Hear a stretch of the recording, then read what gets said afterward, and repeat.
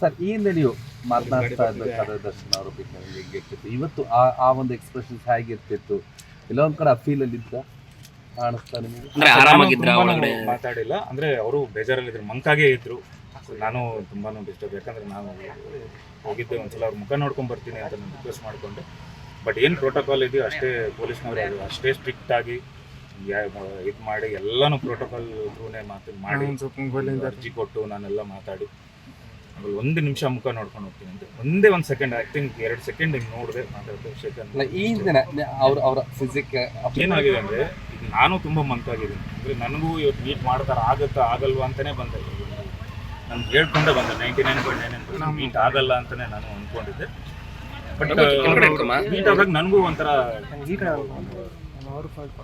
ಏನು ಹೇಳ್ತಾರೆ ಆತಂಕ ನನಗೂ ಇದಿತ್ತು. ಜಸ್ಟ್ ಒಂದು ಸಲ ಫೇಸ್ ನೋಡಿದೆ, ವಿಶ್ ಮಾಡಿ ಅಷ್ಟೇ ಬಂದೆ. ಧನ್ಯವಾದಗಳು. ಆ್ಯಂಡ್ ಎಲ್ರಿಗೂ ಒಳ್ಳೇದಾಗಲಿ, ಭಗವಂತ ಎಲ್ರಿಗೂ ಒಳ್ಳೇದು ಮಾಡಲಿ.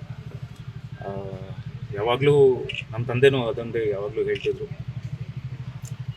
ಒಬ್ಬ ನಿರಪರಾಧಿಗೆ ಯಾವತ್ತೂ ಶಿಕ್ಷೆ ಆಗಬಾರ್ದು ಅನ್ನೋದೇ ಕಾನೂನಲ್ಲಿದೆ. ಸೊ ಹಾಗಾಗಿ ನಮ್ಮ ಪ್ರಕಾರ ಎಲ್ಲರಿಗೂ ಒಳ್ಳೇದಾಗುತ್ತೆ.